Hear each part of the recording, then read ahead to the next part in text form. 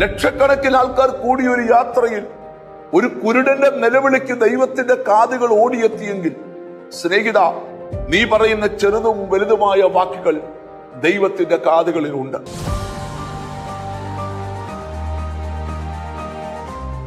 ക്രിസ്തുവിനെ കണ്ട ഓരോ ദൈവമക്കളും ഓരോ ദിവസവും ദൈവകൃപ അനുഭവിച്ചു വേണം ജീവിക്കും. നാം കൃപ അനുഭവിക്കുക മാത്രമല്ല, നമ്മളോടൊരാൾ സംസാരിച്ചാൽ നമ്മുടെ സംസാരം ആ വ്യക്തിയിൽ ദൈവകൃപ ഉളവാക്കുന്നതാകാം.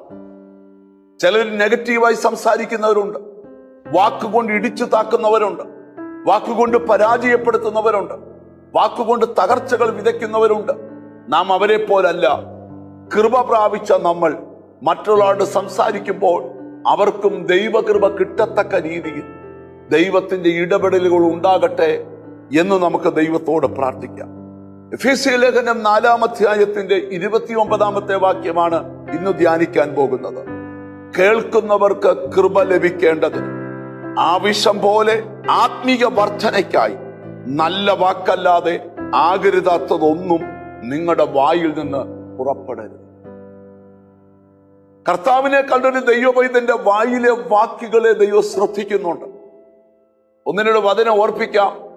യഹോവ ഭക്തന്മാർ തമ്മിൽ സംസാരിച്ചു, യഹോവ ശ്രദ്ധ വെച്ച് കേട്ടു.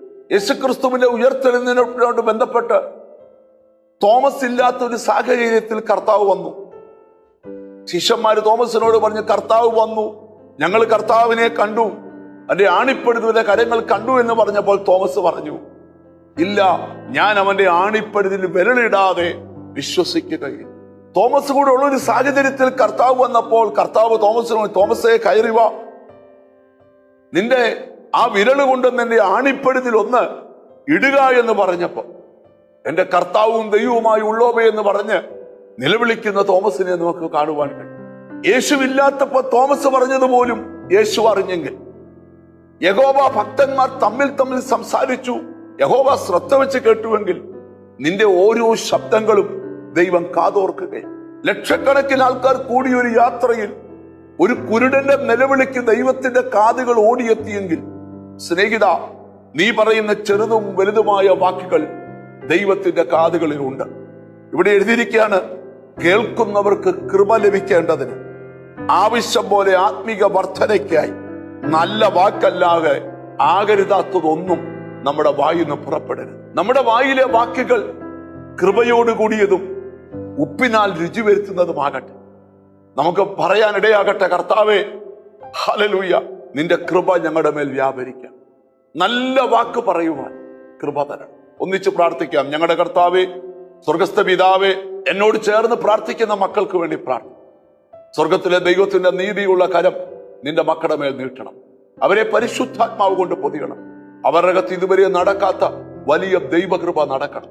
അവരെ പരിശുദ്ധാത്മാവ് കൊണ്ട് പൊതിയണം. അവരുടെ അകത്ത് പുതിയ ബലം കൽപ്പിക്കണം. കൃപയോടുകൂടിയ വാക്കുകൾ സംസാരിക്കാൻ കൃപ ചെയ്യണം.